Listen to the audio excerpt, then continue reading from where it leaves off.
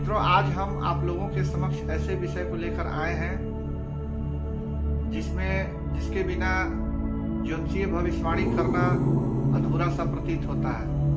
ब्रह्मांड में सभी ग्रहों के अपने अपने उपग्रह हैं जो दिखाई नहीं देते हैं। पराशर जी ने इसे अप्रकाश ग्रहों की संज्ञा दी है। भारतीय ज्योतिष में सभी 9 ग्रहों में से सबसे अधिक महत्व शनि के उपग्रह गुलिक को दिया गया है। गुलिक का दूसरा नाम मानदी है। जन्म कुंडली में की जाने वाली गणनाओं में गुलिक विशेष महत्व रखता है। इसका प्रमुख कारण यह है कि यह उपग्रह अत्यधिक अशुभ फल देने में समर्थ है। गुलिक अर्थहिष्ठित राशि के स्वामियों को भी एक पापी ग्रह की संज्ञा के रूप में लिया गया है। यह पापी ग्रह के रूप में माना गया है। आइए जानते हैं गुलिक के विभिन्न भावों में फल। प्रथम भाव, यदि गुलिक प्रथम भाव अर्थात लग्न में है तो ऐसे जातक गलत संगति के कारण सामाजिक आदर्श के विपरीत जाकर कार्य करते हैं, जैसे चोरी करना, झूठ बोलना इत्यादि। जीवन में उन्नति प्रगति कुछ संघर्ष के बाद ही संभव हो पाता है। अतार्किक बातों को भी बोलने में संकोच नहीं करते हैं। परंपरागत विचार जो हमारे ऋषि मुनियों के द्वारा वेद और उपनिषद में है, उसकी आलोचना अपमान करने में जरा सा भी संकोच नहीं करते। द्वितीय भाव, जिस जातक जातिका के द्वितीय भाव में गुलिक होंगे उनकी वाणी में थोड़ी कठोरता रहेगी, बिना सोचे समझे कुछ कुतर्क करने की आदत होगी। पारिवारिक सौहार्द बिगाड़ने में ऐसे लोगों की महत्वपूर्ण भूमिका होती है। अभक्ष्य तथा अपेय पदार्थों के सेवन में भी ऐसे लोगों को विशेष रुचि होती है। वाणी में असंतुलन होगी। झूठ बोलकर भी अपना काम निकालने में कोई परहेज नहीं करेंगे। नेत्र पीड़ा, दंत पीड़ा से भी शारीरिक कष्ट के योग बनते हैं। तृतीय भाव में गुलिक आपके पराक्रम पुरुषार्थ को बढ़ाएंगे। आत्मविश्वास से भरपूर साहसी व्यक्ति बनेंगे। फलस्वरूप कठिन से कठिन कार्य को भी पूरा करने में सफल हो जाएंगे। उच्चाधिकारियों से सहयोग की प्राप्ति होगी। ऐसे लोगों में सात्विक गुणों का संचार होगा। भविष्य संवारने के लिए हमेशा प्रयासरत रहेंगे। निडरता ऐसे लोगों की पहचान होगी। नेतृत्व करने की क्षमता का विकास होगा। फलस्वरूप राजनीति में भी सफलता के योग बनते देखे गए हैं।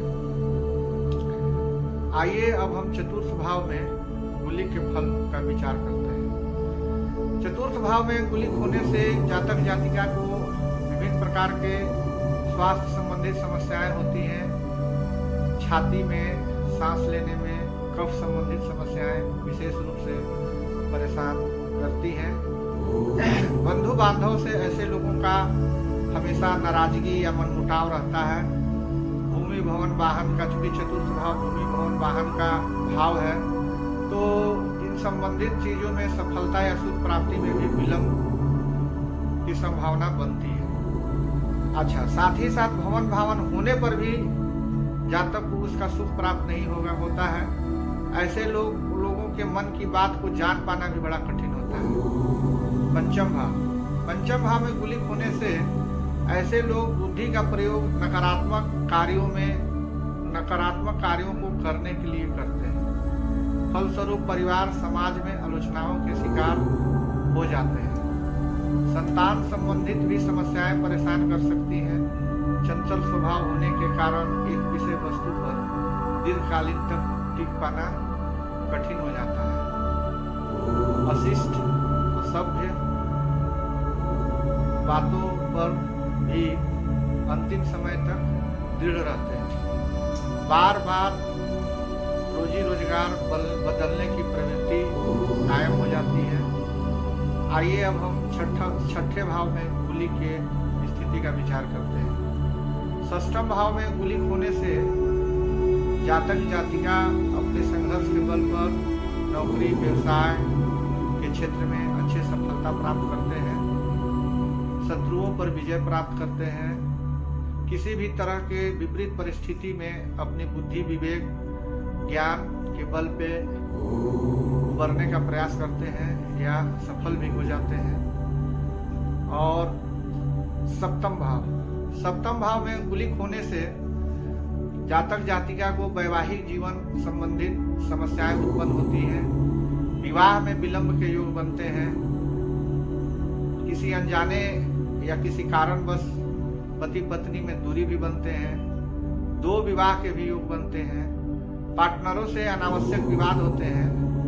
तो उन लोगों के लिए ऐसा निर्देश दिया जाता है कि ऐसे लोग पार्टनरी संबंधित कार्य करने में थोड़ा परहेज करें। अष्टम भाव में कुलिक होने से आर्थिक स्थिति दयनीय हो जाती है। बवासीर, पेट संबंधित रोग विशेष रूप से परेशान करते हैं। जो कार्य नहीं किए हैं उस कार्य के लिए दोषी ठहराए जाते हैं। नवम भाव में कुलिक होने से भाग्य की शक्ति से जीवन में सफलता मिलने में कठिनाइयों के योग बनते हैं। अपने से बड़ों के लिए मन में अच्छे सम्मान की भावना नहीं रहती है। धर्म के प्रति भी आलोचनात्मक प्रवृत्ति होती है या दिखावे के लिए ऊपर के मन से धर्म का पालन करते हैं। दसम भाव में कुलिक होने से मिश्रित फल की प्राप्ति होती है। अपने नौकरी या व्यवसाय में विशेष श्रद्धा नहीं होती। ऐसे लोग किसी दुविधा के शिकार होते हैं। किसी भी प्रकार से परिस्थिति का फायदा उठाने में ऐसे लोग सक्षम होते हैं। आइए अब हम एकादश भाव में स्थित कुलिक का विचार करते हैं।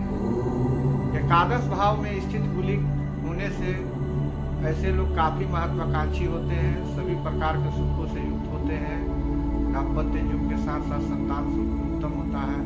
ऐसे लोग प्रतिभावान, आक्रमणी, नेतृत्व क्षमता से युक्त तथा तीव्र बुद्धि से युक्त होते हैं। जहाँ ही रहते हैं अपना वर्चस्व स्थापित करने की कोशिश करते हैं।